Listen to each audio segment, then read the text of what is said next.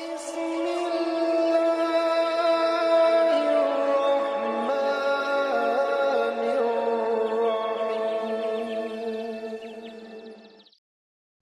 Кутмандуу кеч, менин атым Сибан. Мен Малайзияданмын. Өмүрүм бою көп мамлекеттерде болгонмун. Малайзияда жеке фирмам бар. Ал жерде түрдүү улуттагы адамдар иштейт. Африкадан, Пакистандан, Бангладештен, Тайландтан жана башкалар. Мага суроо берүү мүмкүнчүлүгүн бергениңиз үчүн сизге ыраазымын.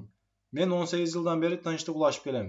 Бирок бүгүн сиздин ислам жөнүндөгү айткандарыңыз мени таң калтырды. Сиздин айтууңуз боюнча бир ишти ооздо сүйлөө менен иш бүтпөйт. Аны амалда дагы көрсөтүү керек экен, ошондойбу? Көп нерселер бар, аны тынчтык жолу менен чечүүгө болбойт.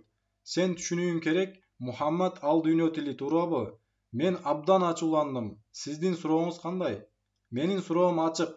Кимдир жакшы амал кылса, сен аны танууга акың жок. Мисалы, мен түрдүү жерден келген кесиптештерим үчүн колумдан келген бардык ишти кыламын. Кала берсе мен аларды өзүмдүн үй бүлөм деп эсептейм. Ошого карабай өлгөнүмдөн кийин мага жакшы амалдарым пайда бербейби? Мен бешке кирбейминби?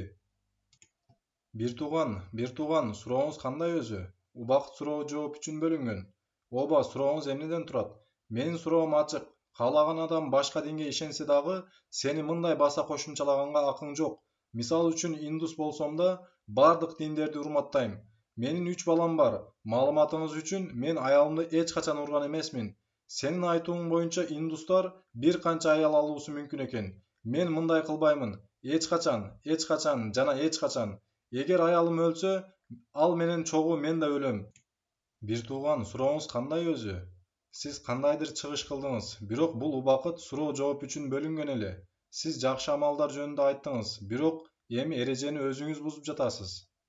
Ооба, мени суроо берүүм үчүн кой бер. Эгер мен мусулман болбосом да, бирок ушу менен бирге өтө көп жакшы амалдар кылсам, мисал үчүн мечиттер же чиркөөлөр салдырсам, же башка жакшы иштер кылсам, сенин айтууң боюнча мен туура жолдо эмес экенмин жана бешке кире албайт экенмин.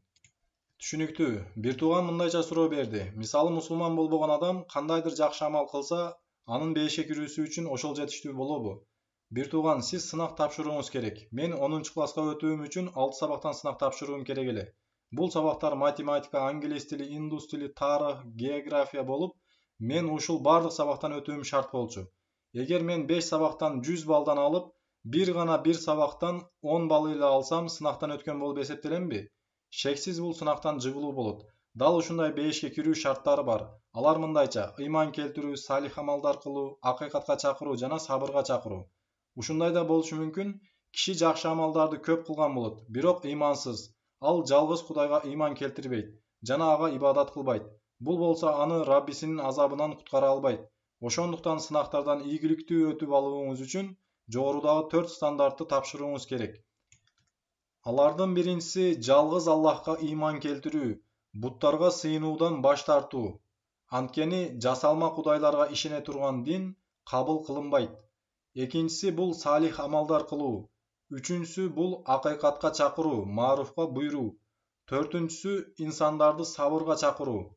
Ошондуктан дагы сиз жалгыз чыныгы Кудайга ыйман келтирбейт экенсиз, ага ибадат кылбайт экенсиз, ага шериктер кошот экенсиз, мындан кийин бул дүйнөдө кандай гана амалдар кылбаңыз, албетте акыретте утулгандардан болосуз. Сурооңузга жооп бердим деп ойлоймун.